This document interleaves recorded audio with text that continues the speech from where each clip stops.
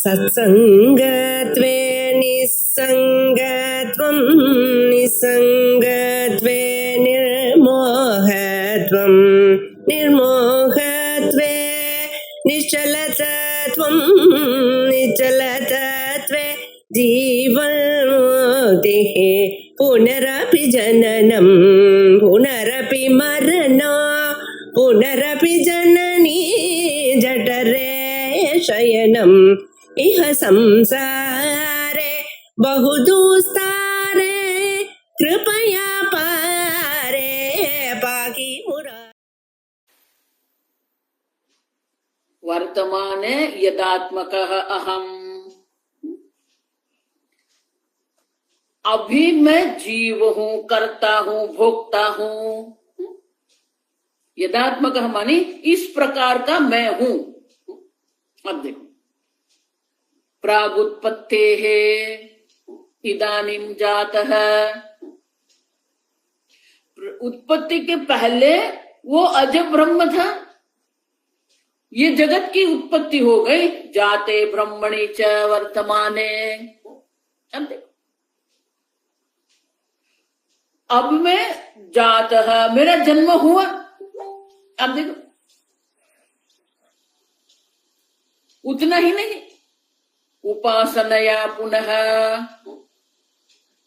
कल हमने देखा कि उपासना के द्वारा मैं वही ब्रह्म तदेव प्रतिपत्स्य, तदेव ब्रह्म, वो अज ब्रह्म को मैं प्राप्त करूंगा। और इसीलिए उपासनाश्रितः धर्मः, उपासना के आश्रित है धर्म। हमने देखा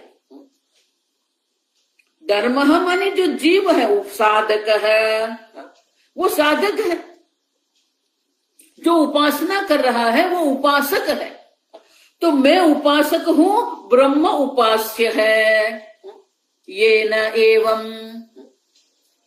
ये न इस कारण से, ये जो है, जो इस प्रकार की जिसकी सोच है, उत्पत्ति की पहले अज ब्रह्म था, अब उनका जन्म हुआ, अब मैं जीव हूं। और ये उपासना के उपास्य ब्रह्म जो है, वो ब्रह्म की उपासना के द्वारा मैं अज ब्रह्म को प्राप्त कर लूंगा। देखो आजकल यही सोचते हैं लोग नहीं, बहुत सारे वेदांती भी यही सोचते हैं कि ब्रह्म का पतन हो गया, डिसेंडिंग, अब असेंडिंग करना है। अब देखो क्या सोचते हैं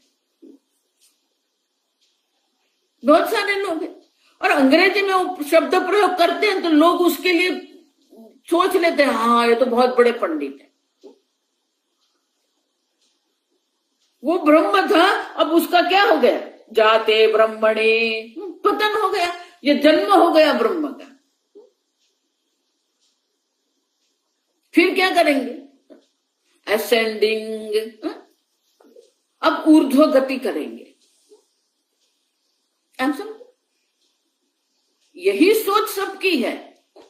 लेकिन ये सोच कैसी है, तो शंकराचार्य जी कहते हैं असौ कृपण तेन ये न, इसी कारण से आत्मा को जो जन्म वाला मानता है, जात है, मेरा जन्म हुआ। अब देखो इस कारण से ही कृपण है, स्मृत है, वो कृपण है। कृपण माने क्या है, शंकराचार्य जी कहते हैं ये न एवं क्षुद्र ब्रह्मवित्, वो पूर्ण ब्रह्म को नहीं जानते, क्षुद्र ब्रह्म को जानते हैं, अल्प को जानते हैं, अल्प बुद्धि है उनकी। अब समझो, क्षुद्र ब्रह्मवित्, क्षुद्र है, अल्प है, देशतः कालतः वस्तुतः परिच्छिन्न ब्रह्म। अपने को अल्प क्षुद्र ब्रह्म मान, तेन असौ कारणेन, इस कारण से ही कृपणः दीनः अल्पकः स्मृतः।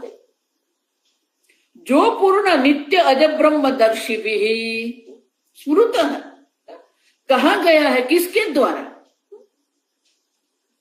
जो पूर्ण ब्रह्म, जो अजब ब्रह्म को जानने वाले जो है, जो अजब ब्रह्म का सर्वत्र दर्शन जो करते हैं, वो कहते हैं कि इस प्रकार से जो कह रहे हैं प्राग उत्पत्ति है, उत्पत्ति, ये जगत की उत्पत्ति पहले वो अजब ब्रह्म था, अब ये जगत के रूप में ब्रह्म उत्पन्न हो गया है, जीव के रूप में है। इस प्रकार की जिसकी सोच है, विचार जिसके है, दीन है, अल्पक है।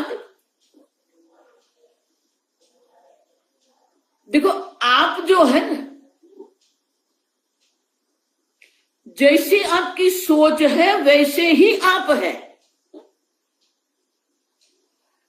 बाह्य जगत में कुछ भी आप कर लो, लेकिन आप आपके बारे में क्या सोचते हैं? अच्छा, आप सोचते हो कि मेरा जन्म हुआ, आप सोचते हो कि मैं धर्म देहधारी हूं। आप तो आपने ही अपने आप को अल्प बना के रखा है, किसी ने आपको अल्प नहीं बनाया है। आप समझो। और इसीलिए कहते हैं कि जिसकी ऐसी सोच है वो सब कृपण है, क्षुद्र ब्रह्मविद है। स्वामी जी इसलिए कहते थे, you are as big as you think about yourself. आप अपने बारे में क्या विचार करते हैं? अगर आप सोचते हैं कि मैं देह हूं, मैं देहधारी हूं, मैं जीव हूं, मैं करता हूं, मैं भोगता हूं, अगर आपने सोच लिया, आपने समझ लिया कि मैं देह हूं, तो क्या होगा? आप देह है, इनका अर्थ क्या हुआ? ये वस्त्र आप नहीं है, ये पुस्तक आप नहीं है, ये कमरा आप नहीं है, ये घर आप नहीं है, ये नगर आप नहीं है, ये राज्य आप नहीं है, राष्ट्र आप नहीं है, पृथ्वी आप नहीं है, सूर्यमंडल आप नहीं है। इनका अर्थ क्या हुआ? जो आप है वो अल्प है, और जो आप नहीं है वो अनंत है। अब समझो। और इसीलिए गौड़पादाचार्य जी कहते हैं, जो इस प्रकार से विचार करता है वो कृपण है, क्षुद्र ब्रह्मविद है। देखो इसीलिए मैं पुनः पुनः कहती हूं, मैं ब्रह्म हूं बोलने से कुछ नहीं होता है। अपने को अल्प मानते हैं और फिर उसके ऊपर एक और लगा दिया, मैं ब्रह्म हूं। मैं ब्रह्म हूं अध्यारोप करने की बात नहीं है। और इसीलिए कहते हैं ये क्षुद्र ब्रह्मविद है। वो ब्रह्म को जानते, किस प्रकार के ब्रह्म को जानते हैं? अल्प ब्रह्म को जानते हैं। क्षुद्र है, दीनहीन है। अल्पे सुखम नास्ति। जो अल्प में बैठा हुआ है वो कृपण, दीन, अल्पक, स्मृत। लेकिन सब इसी प्रकार से सोचते हैं और इसलिए हम मान लेते हैं।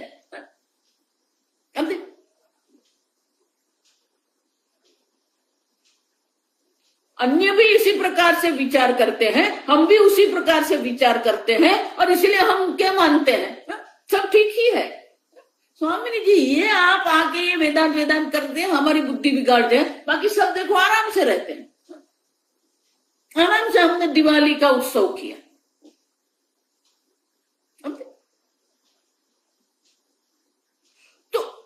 हम ही वो अल्पता में बैठते हैं, हम ही वो अल्पता को स्वीकार करते हैं और फिर उसी को हम सत्य मान के चलते हैं। और किसी को कहने की कोई आवश्यकता नहीं। आप समझे? आपने ही अपने बारे में ये मान लिया है और उसी को कृपणता कहते हैं। नित्याज ब्रह्मदर्शी भी अभिप्राय शंकराचार्य जी कहते हैं कि कार्य ब्रह्म में ही वो उसने अपने को अहम करके रख दिया है।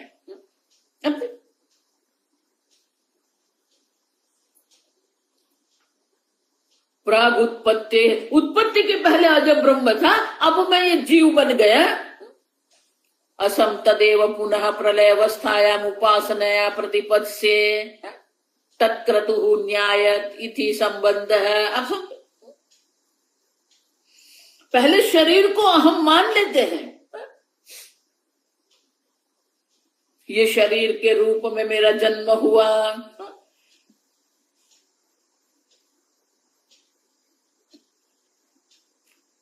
तो आनंदगिरी महाराज कहते हैं कि मैं जो कहती हूं आप समझो, ये आपके बारे में आप जो सोचते हैं उनके लिए ये न्याय है। तत्क्रतु न्यायात् इति यथा खलु क्रतुमयः पुरुष यथा क्रतुः अस्मिन् लोके पुरुषः भवति तथा इतः प्रेत्य भवति स क्रतुं कुर्वीत। ये छांदोग्य उपनिषद में है। मैं कर्ता भोक्ता हूं। अब देखो, तो जिस प्रकार से आप आपके बारे में विचार करते हैं, जिस प्रकार से आपने आपके बारे में निर्णय किया हुआ है, यथा क्रतुः अस्मिन् लोके पुरुषः भवति, इस लोक में आपने आपके बारे में जिस प्रकार से विचार करके रखा है क्रतुः। अब देखो, मैं कर्ता भोक्ता हूं, तो यहां से जाने के बाद क्या आप अकर्ता बन जाएंगे? भले आप उपासना करते, आप समझ रहे हो, भले आप उपासना करते हो, लेकिन उपासना से क्या कर्ता जो ब्रह्म है वो अकर्ता बन जाएगा। अभी जो आप अपने बारे में जन्म वाले मानते हैं, तो क्या अजब ब्रह्म बन जाएंगे आप?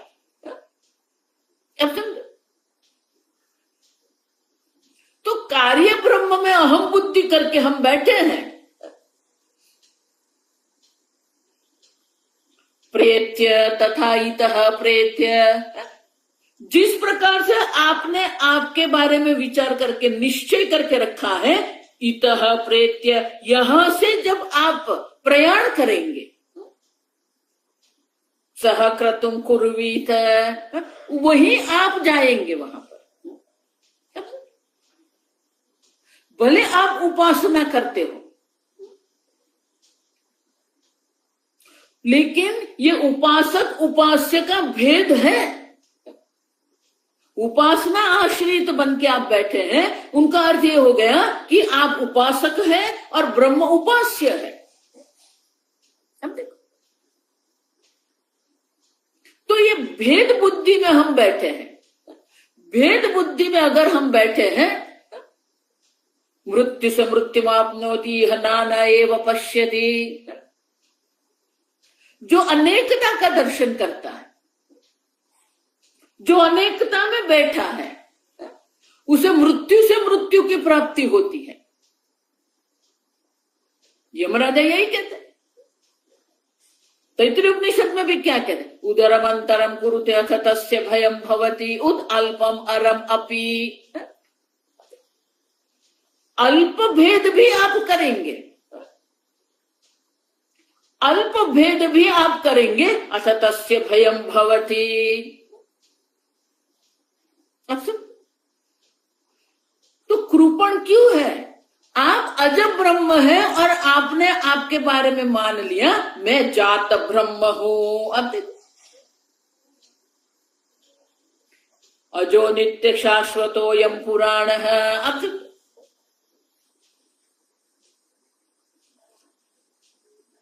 तो आप जो है वो जानते नहीं है, जो नहीं है उसको ही अहम बुद्धि करके बैठ गए।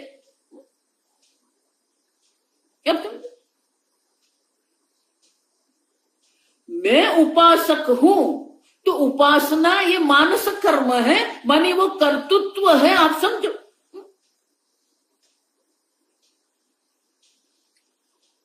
तो आपने कर्तृत्व का अध्यारोप करके रखा है, और उसी प्रकार से अगर आप सोचते हैं इतः प्रेत्य, आप सोचते हैं प्रलय अवस्था में मैं पुनः ब्रह्म प्रतिपत्स्ये, वो अजर ब्रह्म की मुझे प्राप्ति हो जाएगी।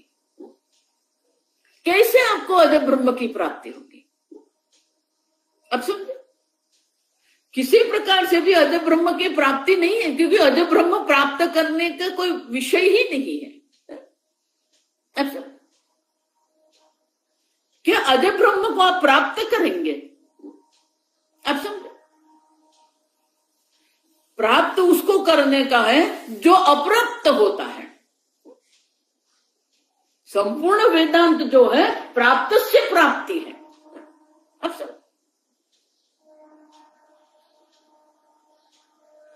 और इसलिए कहते हैं कि इस प्रकार से जो विचार करते हैं, इस प्रकार से जिसने निश्चय करके रखा है, उनके जो विचार जो है वो ही दीनता है उसके विचार में। ये अल्प बुद्धि है। अब सुन, अपने को कर्ता मानना ये अल्प बुद्धि है, अपने को भोक्ता मानना ये अल्प बुद्धि है, अपने को जन्म वाले मानना वो अल्प बुद्धि है। तो बुद्धिमान कौन है? कर्मणि कर्म यः पश्येत् कर्मणि च कर्म यः च बुद्धिमान मनुष्येषु। जो अकर्ता अभोक्ता आत्मा का जो दर्शन करता है, जो अजर ब्रह्म का अहम बुद्धि से दर्शन करते हैं, वो जो है वो बुद्धिमान है। तर्क वितर्क करके किसी को ये अयोग्य है, आप देखो,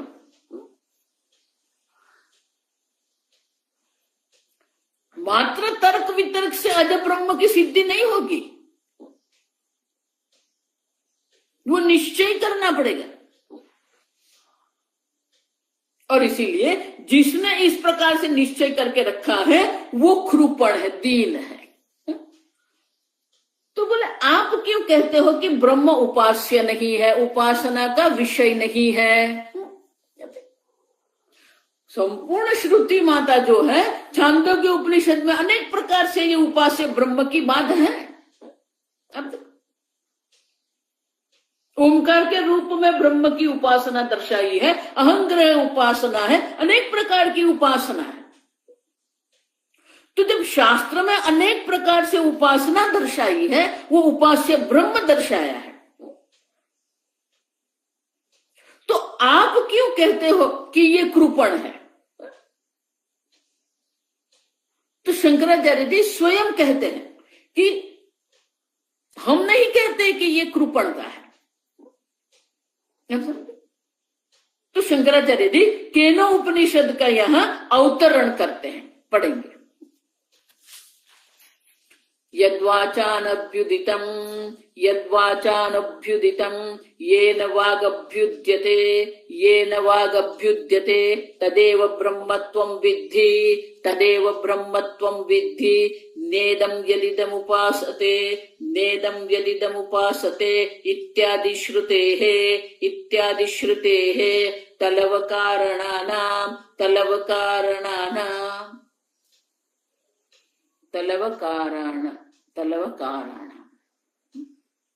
तलवकार श्रुति। ये केनो उपनिषद जो है वो सामवेद का उपनिषद है, उसमें तलवकार जो शाखा है वो शाखा में ये केनो उपनिषद है।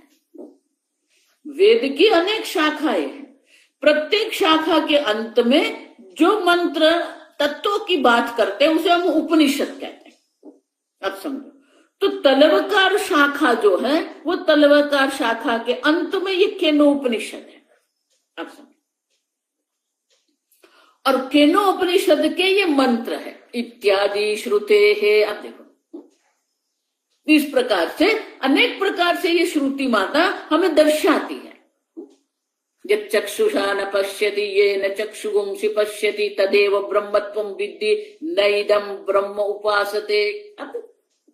इदंतया उपास्य के रूप में, विषय के रूप में, इदंतया जिस की आप उपासना करते हो वो ब्रह्म नहीं है। आप देखो, नेदम यदिदम उपासते,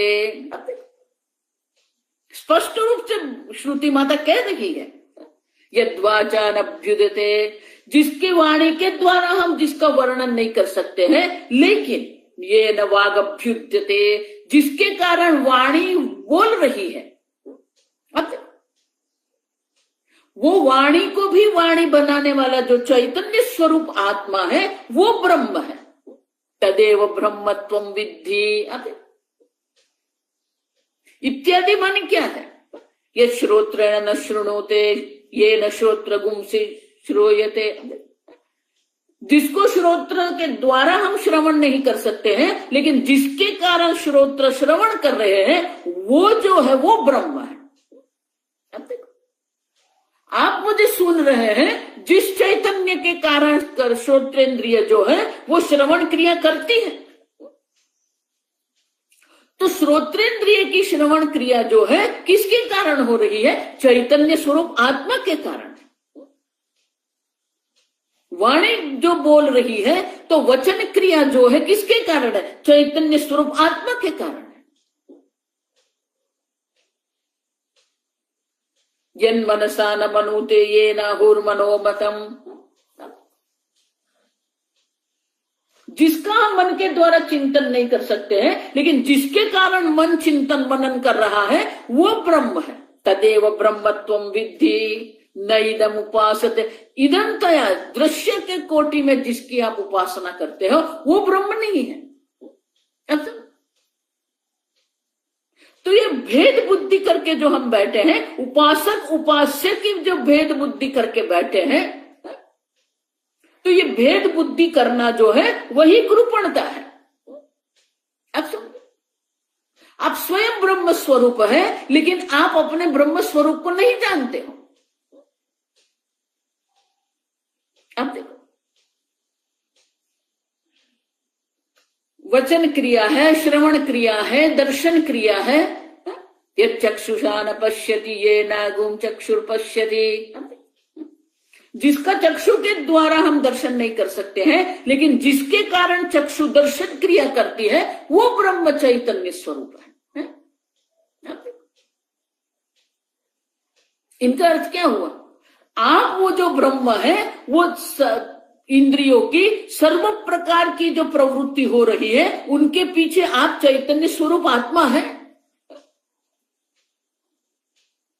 शंकराचार्य जी इसलिए कहते हैं प्रमातरे सती। पहले आप प्रमाता है तो ये प्रमाण की प्रवृत्ति होती है। प्रमाण अन्वेषणम कुर्याद, पहले प्रमाता है वो फिर प्रमाण को सोचते हैं, वो प्रमाण का प्रयोग करते हैं।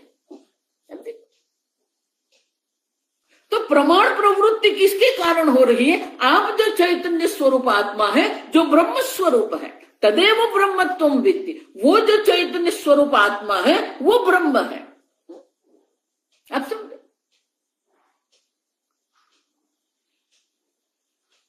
तो सर्व प्राणियों में जो भी दर्शन क्रिया हो रही है वो दर्शन क्रिया चैतन्य स्वरूप आत्मा के कारण है। सर्व इंद्रियों की जो प्रवृत्ति हो रही है, सर्व प्रमाण की प्रवृत्ति जो है, सर्व प्रमाण की प्रवृत्ति के पहले आप प्रमाता है। तदेव ब्रह्मत्वं विद्धि, वो ब्रह्म आप जान लीजिए। इदमतया जन, जिसका आप इदमतया ये ब्रह्म है, इस प्रकार से आप जिसके उपासना कर रहे हैं वो ब्रह्म नहीं है। आप समझ रहे? इसीलिए ये जो द्वैतवादी जो है, आप समझ, उन्होंने ब्रह्म को भी दृश्य कोटि में लाके रख दिया है। इदम तया मानी दृश्य कोटि में, ब्रह्म को इदम बना के रख दिया उन लोगों ने। अब समझो, यही तो सबसे बड़ी गड़बड़ है ना, कि जो परमात्मा जो है, जो अजय है, जो नित्य है, उसी को हमने दृश्य कोटि में रख के रख दिया। संपूर्ण वैतथ्य प्रकरण जो है, वैतथ्य प्रकरण में हमने देखा स्वप्न जगत दृश्य है, तो ये जागृत जगत भी दृश्य है, और दृश्य है इसलिए वो मिथ्या है। अब समझो, दृश्यत्वात्। आप समझो, अब भगवान को भी दृश्य बना के रख दिया, मुझे भगवान के दर्शन हो गए। अब देखो, तो आप दृष्टा है और भगवान दृश्य है। भगवान को दृश्य कोटि में रखना, यही सबसे बड़ी भगवान के अवगणना है, अपमान है।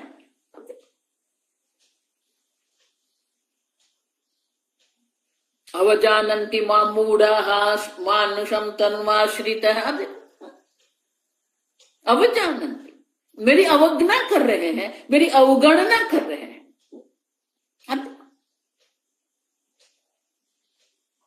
और इसीलिए इदंतया जिसकी आप उपासना कर रहे हैं वो ब्रह्म नहीं है। अब सुन, और इस प्रकार के जिसके विचार जो है, जिसका निश्चय है, वो कृपण है, वो क्षुद्र बुद्धि वाला है। अब सुन, तो बोले तो फिर पूर्ण बुद्धि किसकी है? ये तो कृपण है, समझ लिया, ये कृपणता है, ये बुद्धि की कृपणता, जो अर्जुन ने भी कहा कार्पण्य दोषापहत स्वभाव है। भगवान मेरी बुद्धि में ही कृपणता है, मेरी बुद्धि ही अल्प का चिंतन करती है। तो बोले तो फिर अकार्पण्य क्या है? ये कृपणता है, समझ लिया हमने। तो अकृपणता क्या है, अकार्पण्य क्या है? अब वेद दर्शिनम उपासकम अद्वैत विरोधिनम निंदित्वा। जो वेददर्शी है, जो अपने को उपासक मान रहा है, जो अद्वैत का विरोधी है, उनकी निंदा करने के बाद संप्रेत्य अद्वैत संप्रति अद्वैत प्रतिज्ञाम करोति। अब दूसरी कारिका में गौड़पादाचार्य जी क्या कर रहे हैं? जो द्वैत में बैठा है, जो भेद बुद्धि करके बैठा, वो कृपण है, उनकी निंदा कर दी। अब अकृपणता क्या है, अद्वैत क्या है? अब अद्वैत की प्रतिज्ञा दूसरी कारिका में गौड़पादाचार्य जी कर रहे हैं। अब समझो, उपासना के आश्रित रहना ये तो कृपणता है। देखो, इसलिए मैं पुनः पुनः कहती हूं, जितने भी आजकल ये जितने भी ध्यान के जो संप्रदाय चल रहे हैं,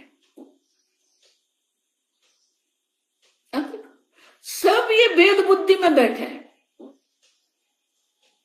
और आधे संप्रदाय ऐसे हैं जिसमें ब्रह्मा और ईश्वर तो है ही नहीं।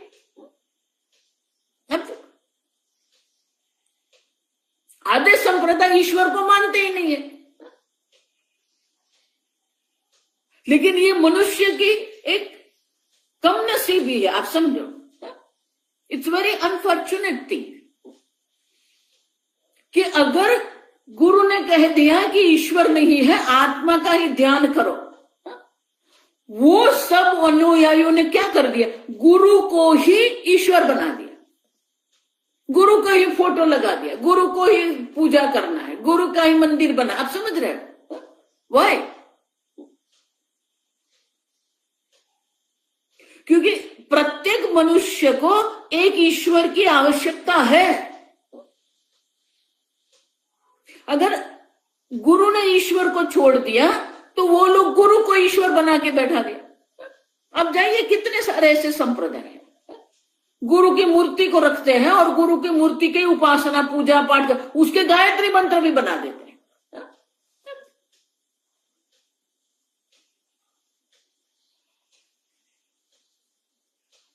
ईश्वर सबको चाहिए, अब समझो, ये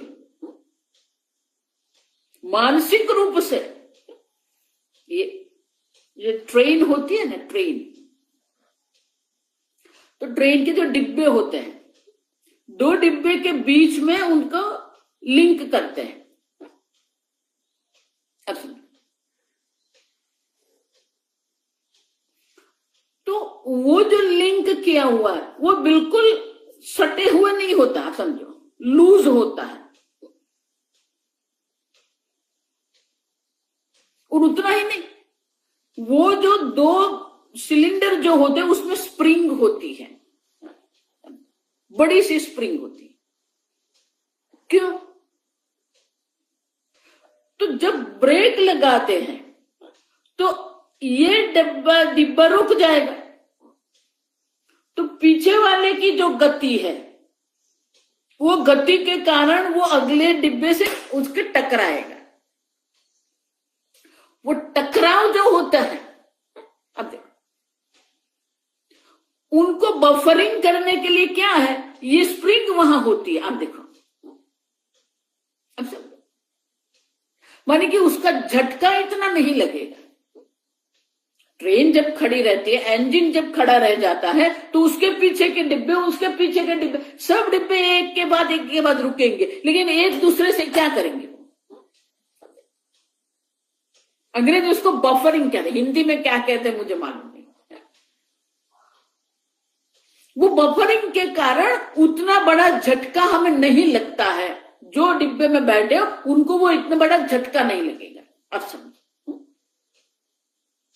उसी प्रकार ये मनुष्य जीवन जो है, मनुष्य जीवन में हम अनेक प्रकार की परिस्थितियां, अनेक प्रकार के संजोग से हम चलते हैं। ईश्वर जो है, ईश्वर की भक्ति जो है, वो बफरिंग करती है हमें। अब सब इसीलिए हम कहते हैं ना, जो हो रहा है सब कल्याणकारी है, जो होता है अच्छे के लिए होता है। अब देखो, अब सुन,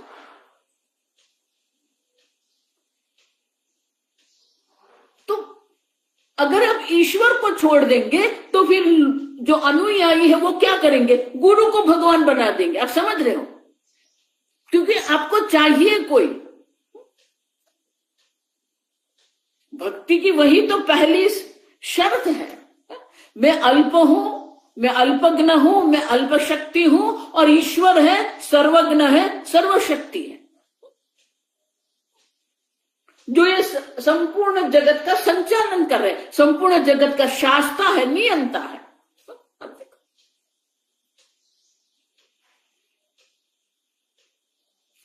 ये साइकोलॉजिकली वी नीड दिस।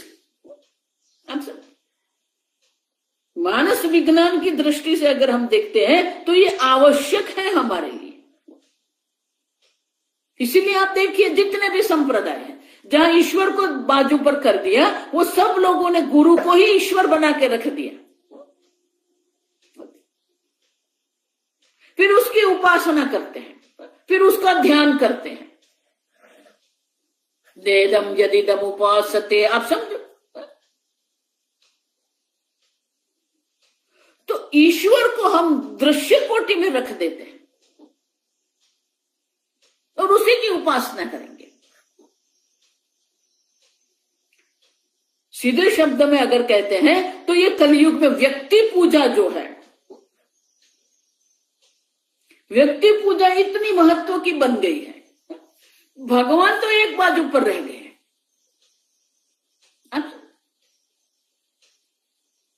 और इसलिए उपनिषद कह रहे हैं, नेदम यदिदम उपासते, इदंतया आप जिसकी उपासना कर रहे हो वो ब्रह्म नहीं है।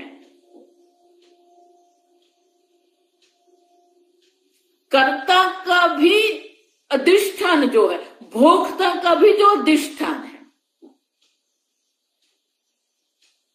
दृष्टा, श्रोता, मनता, विज्ञाता, ये सबका जो अधिष्ठान जो चैतन्य स्वरूप आत्मा है वो ब्रह्म है।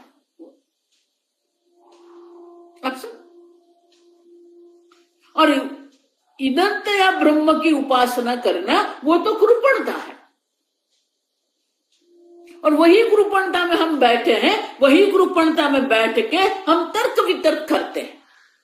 कल मैंने इसलिए कहा कि द्वैत को ही सिद्ध करने के लिए पूरा जीवन वो व्यतीत कर देते हैं। ईश्वर को दृश्य कोटि में रखते हैं और उसी को सिद्ध करने के लिए संपूर्ण जीवन समर्पित करके बैठ गए। अब तो ये तो कृपणता हो गई। इदम कोटि में आप भगवान को नहीं रख सकते हैं, दृश्य कोटि में आप भगवान को नहीं रख सकते हैं।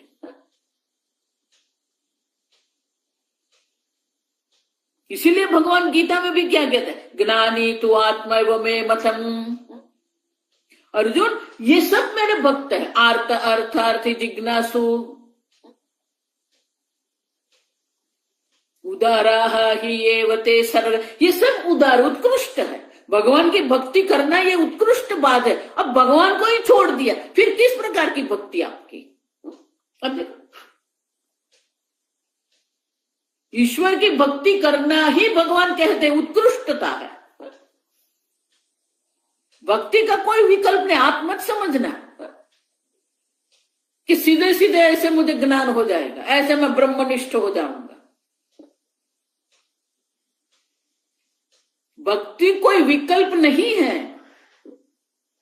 भक्ति आपका जीवन है। मत कर्म कृत मत परमः मद्याजी मन मना भव मद भक्त मद्याजी माम नमस्कुरु।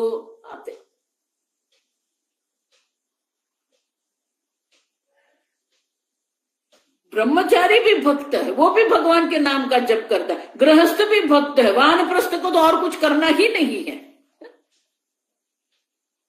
शास्त्र श्रवण करना और भगवान की भक्ति करना है।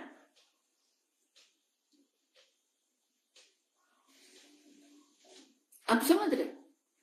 तो भगवान स्वयं कहते हैं कि मेरी भक्ति करना ही उत्कृष्ट जीवन है। उदाराह ही एवते सर्वे, ज्ञानी तो आत्मा, लेकिन ज्ञानी मेरा आत्मा है, क्योंकि वो मुझे आत्म स्वरूप जानता है। आप सब तो भगवान को आत्म स्वरूप जानना वही ज्ञान है। अब जिस संप्रदाय में ज्ञान भगवान ही नहीं है तो कहां आत्म स्वरूप है? और इसीलिए कहते हैं कि इस प्रकार से जो चिंतन करने वाले जो है वो क्षुद्र ब्रह्म दर्शन करने वाले हैं, अल्प ब्रह्म का दर्शन करते हैं। तो बोले अकृपणता किसको कहेंगे आप? द्वैत की निंदा आप कर रहे हैं, उपास्य उपासक भेद बुद्धि में जो बैठे हैं उसकी निंदा आप कर रहे हैं। तो जो अद्वैत है वो क्या है? और इसलिए आनंदगिरी महाराज कहते हैं संप्रति अद्वैत प्रतिज्ञाम करोति। तो दूसरी जो कारिका है, दूसरी कारिका में अब अद्वैत की प्रतिज्ञा करते हैं। कृपणता क्या है वो दर्शा दिया, अकार्पण्य क्या है वो अब दर्शाएंगे। अब देखो, अकार्पण्य को भी हमें समझना पड़ेगा। द्वैत बुद्धि की निंदा जो कर रहे हैं वो निंदा क्यों कर रहे हैं? क्योंकि वो निंदा के द्वारा हमें कह रहे हैं आप इससे छूट जाइए, उसका त्याग करिए, उससे वैराग्य करिए।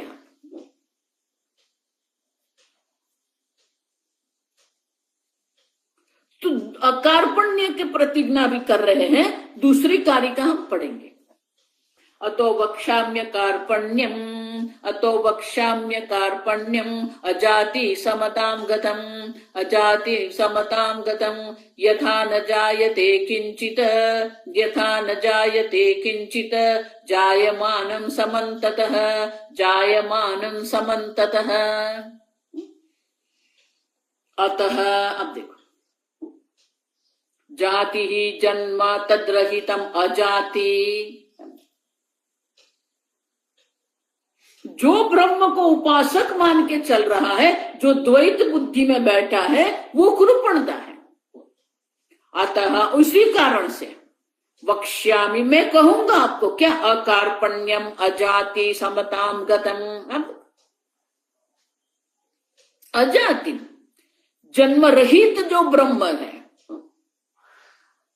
उसी को जानना ही अकार्पण्य है। अब देखो,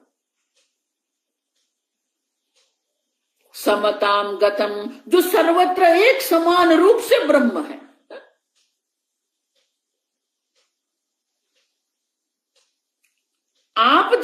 प्राणी कहते हैं, आप जिसको जड़ कहते हैं, आप जिसको चेतन कहते हैं, आप जिसको ब्राह्मण कहते हैं, आप जिसको क्षुद्र कहते हैं, सब में एक समान रूप से ब्रह्म तो है ही। आप देखो,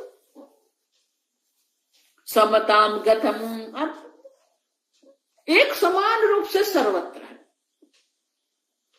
अजाति, वो आजाति है, उनका जन्म हुआ ही नहीं है। अतः अकार्पण्यम वक्ष्यामि, अब कार्पण्यम भेद द्वैतमिति, द्वैत बुद्धि करना कार्पण्य है, तो अकार्पण्य क्या हो जाएगा? तद अभाववत अकार्पण्यम अद्वैतम ब्रह्म इति। अकार्पण्यम मानी कि अद्वैत ब्रह्म जो है, वो अद्वैत ब्रह्म जो है अकार्पण्यम है, अजात ब्रह्म जो है। वक्ष्यामि, अब उनका निरूपण मैं करूंगा। क्यों? यथा न जायते किंचित, क्योंकि किसी प्रकार से कोई जन्म हुआ ही नहीं है। आप देखो, जन्म ही सिद्ध नहीं होता है, बाकी का तो कहां से आप सिद्ध करेंगे? आप जन्म को पहले सिद्ध करो। यथा न जायते किंचित, अब देखो, कुछ भी कोई जन्म हुआ ही नहीं है। आप समझो,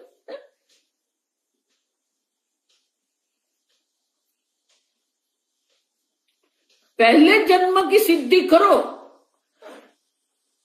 घड़े की उत्पत्ति हुई, आप देखो,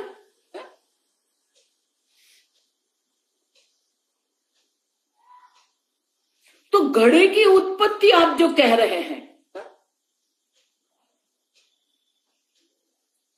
तो घड़े की उत्पत्ति जो कहते हैं, तो पहले उत्पत्ति, क्यों? प्राग उत्पत्ति है। आप समझ रहे हो? तो जिसको आप उत्पत्ति कहते हो, जिसको आप जन्म कहते हो, वो जन्म ही सिद्ध नहीं होता है। यथा न जायते किंचित,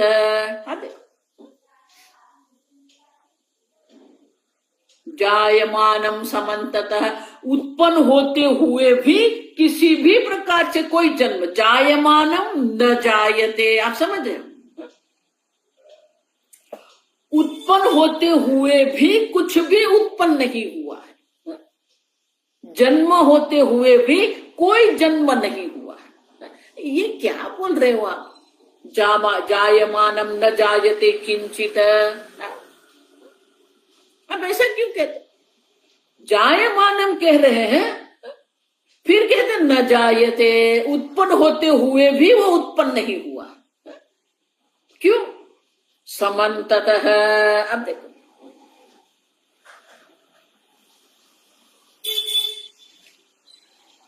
समन्त, किसी भी प्रकार से आप जन्म सिद्ध नहीं कर सकते।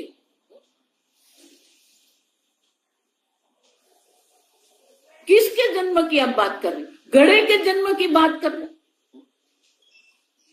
लेकिन घड़ा पहले सिद्ध करो, घड़ा है, फिर उसके जन्म की हम बात करेंगे। अब समझ रहे?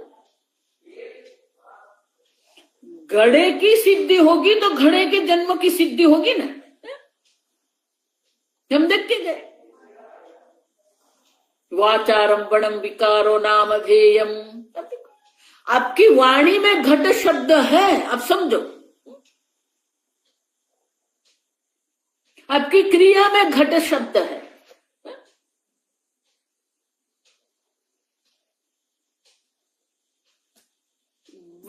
बाहर आप देखेंगे, आपकी वाणी में घट शब्द है। बाहर अगर आप देखेंगे तो घट सिद्ध नहीं होता है। तो घट की सिद्धि नहीं होती है। उसी प्रकार से ये जगत की उत्पत्ति की आप बात कर रहे हैं, लेकिन उत्पत्ति ही सिद्ध नहीं होती है। समझो, न जायते किंचित, देखो, इसलिए इसे अजातवाद कहते हैं। अजातवाद माने जन्म हुआ ही नहीं है। आप समझो, और इसीलिए जन्म हुआ ही नहीं है, उत्पत्ति हुई नहीं है। जायमानम यथा किंचित न जायते, जन्म होते हुए आप देख रहे हैं, फिर भी किसी का जन्म नहीं है। यही तो भगवान की माया है, आप समझो। ये जो नहीं है वही आपको वो दिखा रही है। अघटितम घट अघटित घटे अघटत पटय सीमा अपट, देखो अघटितम घटे, जो घटित माने कि जो हुआ ही नहीं है, अघटित जो संभव ही नहीं है, उसी को सबको संभव बना के रख दिया है। अब देखो, जन्म होते हुए भी, उत्पन्न होते हुए भी कुछ भी उत्पन्न नहीं हुआ।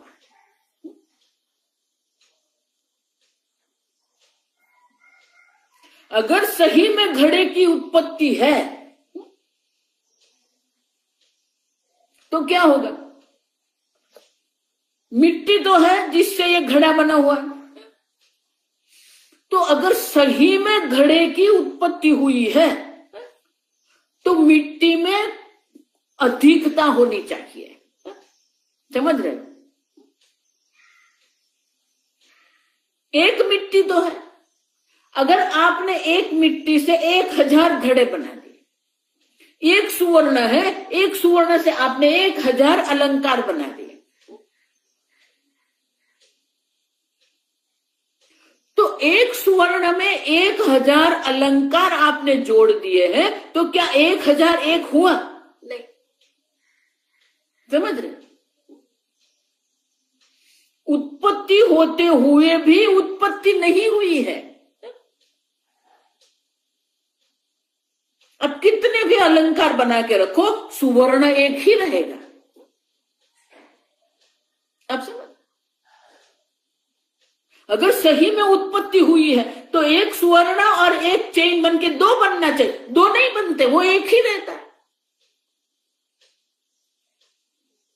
एकमेव अद्वितीयम, अब देखो, एक अद्वितीय ही रहता है। ये जगत की उत्पत्ति के बाद भी वो एक अद्वितीय ही है। जायमानम यथा किंचित न जायते, उत्पन्न होते हुए भी कोई उत्पत्ति नहीं है, क्योंकि वो सुवर्ण जो है वो एक ही है।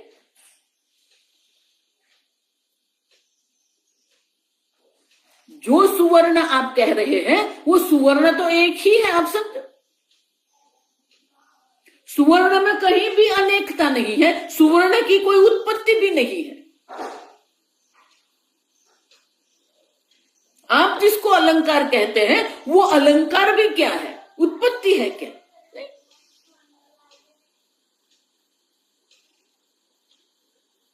और इसीलिए उत्पत्ति होते हुए भी उत्पत्ति नहीं है। जायमानम समंत, समंत माने पूर्णतः, पूर्णतः। अब समझ, आप किसी भी प्रकार से उत्पत्ति सिद्ध नहीं कर सकते।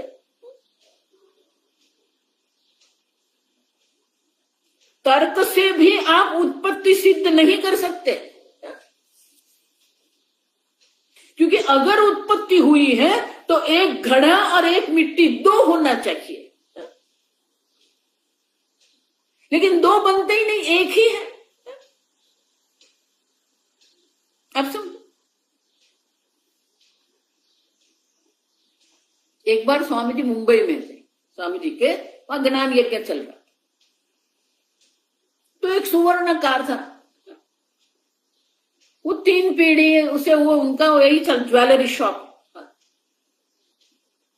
तो उन्होंने एक बड़ा सा ज्वेलरी शॉप जो था शोरूम बना दिया, बड़े से नई दुकान बना दी, शोरूम कहते जिसको।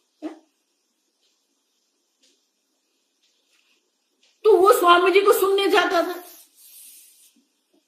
अब देखा स्वामी जी यहां पर हैं और हमारी ये नई दुकान बनी हुई, शोरूम बना हुआ है, और शोरूम का ओपनिंग सेरेमनी थी।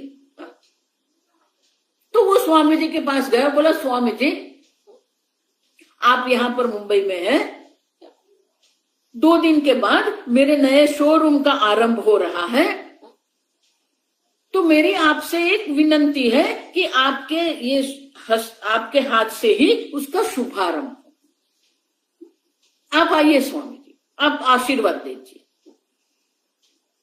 स्वामी जी ने बोला ठीक है आ जाऊंगा। बोले स्वामी जी मैं गाड़ी लेके आ जाऊंगा, मैं आपको ले जाऊंगा। बोले ठीक है।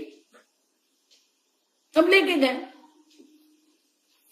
अब स्वामी जी ने वो सब उद्घाटन कर दिया, शुभारंभ हो गया, मंत्रोच्चारण हो गया, पूजा हो गई,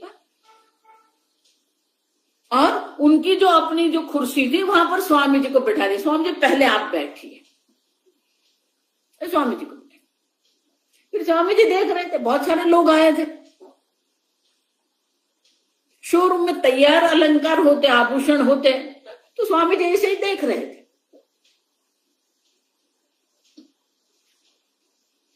अब वो जो था वो कुछ सोच रहा था, तो स्वामी जी उसका मुख देख के समझ गए। देखो इसलिए हम हमेशा कहते हैं वेदांती लोग होते हैं ना, बहुत अलर्ट होते हैं, बहुत सजाग सावधान होते हैं। कुछ छुपता नहीं है उससे। वो बोलेंगे नहीं लेकिन कुछ छुपता नहीं होंगे। तो वो स्वामी जी के पास आता है, स्वामी जी से पूछ लेता है स्वामी जी पानी लेना है, स्वामी जी कुछ नाश्ता करेंगे। फिर वो जो सब आते हैं, जो सब अतिथि लोग आए थे उसको संभालना है। और उनके बहुत सारे जो परिवार के जन थे वो आते थे, तो स्वामी जी के पास लेके आता था, स्वामी जी ये मेरी मौसी है, स्वामी जी ये मेरी बहन है। अब सबसे परिचय करवाता। लेकिन जब भी वो स्वामी जी के पास आता था, उसके मन में एक कंफ्यूजन जो था वो स्वामी जी पढ़ रहे थे। तो सब लोग जब चले गए नाश्ता के लिए, तो स्वामी जी उसको बुलाया, बोला यहां तेरे मन में क्या चल रहा है? बोले स्वामी जी आप समझ गए? बोले हाँ मैं देख रहा हूं, कुछ कंफ्यूजन है तेरे मन में। क्या चल रहा है? कुछ हुआ, गड़बड़ हुई क्या? नहीं। बोले नहीं स्वामी जी दुकान में सब ठीक है, नहीं बहुत अच्छे से हो गया स्वामी। तो बोले तो फिर क्या सोच रहा है? नहीं स्वामी जी मैं सोच रहा हूं, ये मेरी ज्वेलरी शॉप है, तो जब से मैंने आपको आमंत्रण दिया है, निमंत्रण दिया है,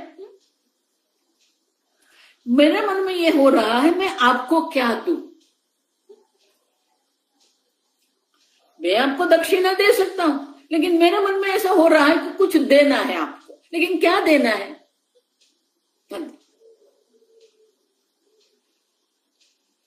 तो बोले स्वामी जी आप सन्यासी है, ये तो सब ज्वेलरी शॉप है, आप ये कुछ पहनते नहीं है, इसका कोई उपयोग नहीं आपके लिए, और इसलिए मैं सोच रहा हूं कि मुझे आपको कुछ देना है, मैं क्या दूं आपको? स्वामी जी बोले ठीक है कुछ नहीं देना है। सन्यासी को ये अलंकार से क्या संबंध? नहीं बोले स्वामी जी दुकान में से कुछ तो आपको लेना पड़ेगा। आप मेरी दुकान में यहां पर आए हैं, आप पहला दिन है, तो उसके मुंह से निकल स्वामी जी कुछ एक ले लो। देखो इसलिए मैं हमेशा कहती हूं ये वेदांती और सन्यासी के सामने जब बोलते हैं ना, तो थोड़ा सावधान रहना चाहिए, नहीं तो बहुत बड़ी गड़बड़ हो सकती है। तो उसने बोल स्वामी जी कुछ एक ले लो, कुछ भी स्वामी जी एक ले लो आप। अब स्वामी जी ने पकड़ लिया, बोले सच्ची में एक ले लो? हाँ। बोले एक ले लो स्वामी जी। स्वामी जी ने कहा मुझे एक सुवर्ण दे दो। समझ रहे? अगर उसको दुकान में से एक सुवर्ण स्वामी जी को देना है तो क्या करना पड़ेगा? पूरी दुकान उसको देना पड़ेगा, क्योंकि पूरी दुकान क्या है? एक सुवर्ण है। समझ रहे हो? जायमानम यथा किंचित न जायते। अब कितने भी अलंकार बना दो, लेकिन सुवर्ण एक ही रहेगा, दो होता ही नहीं है। द्वैत की सिद्धि होती ही नहीं है। मृत्तिके तेव सत्यम। अब देखो, सत्य तो एक मृत्तिका, एक सुवर्ण नहीं है। अब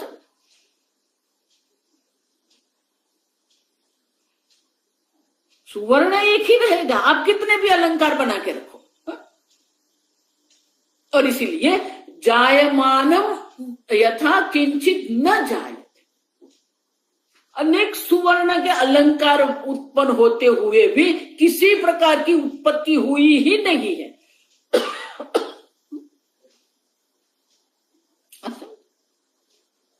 समन्तः माने किसी प्रकार से भी, किसी तर्क से भी आप जन्म सिद्ध नहीं, द्वैत सिद्ध नहीं कर सकते। जो है वो एक अद्वितीय ब्रह्म मात्र है। प्राग उत्पत्ति के पहले भी वो अजब ब्रह्म था, वर्तमान में जाते ब्रह्मणी नहीं है, वर्तमान में भी वो अजात ब्रह्म ही है, और प्रलय अवस्था के बाद भी वो अजब ब्रह्म ही रहेगा। अच्छा, और इसीलिए गौड़पादाचार्य जी कहते हैं समन्ततः, समन्ततः माने किसी भी प्रकार से आप देखिए, किसी भी दृष्टिकोण से आप देखिए, द्वैत सिद्ध नहीं होता है। भले ये जगत की उत्पत्ति हुई है, फिर भी द्वैत सिद्ध नहीं होता है, कुछ उत्पन्न नहीं हुआ। और इसीलिए ये अद्वैत का दर्शन करना, उत्पत्ति होते हुए भी किसी भी वस्तु की उत्पत्ति नहीं हुई है, ये जो दर्शन करते हैं, ये अद्वैत दर्शन जो है वही अकार्पण्य है। क्यों? अजाति ब्रह्म, अजाति ब्रह्म। पहले भी मिट्टी थी, अब भी वो घड़ा मिट्टी ही है, और घड़े के टूटने के बाद भी वो मिट्टी ही रहेगी। माने कि द्वैत की सिद्धि होती नहीं है, जन्म की सिद्धि नहीं होती है। और इसीलिए गौड़पादाचार्य जी कहते हैं अकार्पण्य वही है कि जन्म होते हुए भी, उत्पत्ति होते हुए भी किसी की भी उत्पत्ति नहीं हुई है, ये जिसकी दृष्टि है वो अकार्पण्य।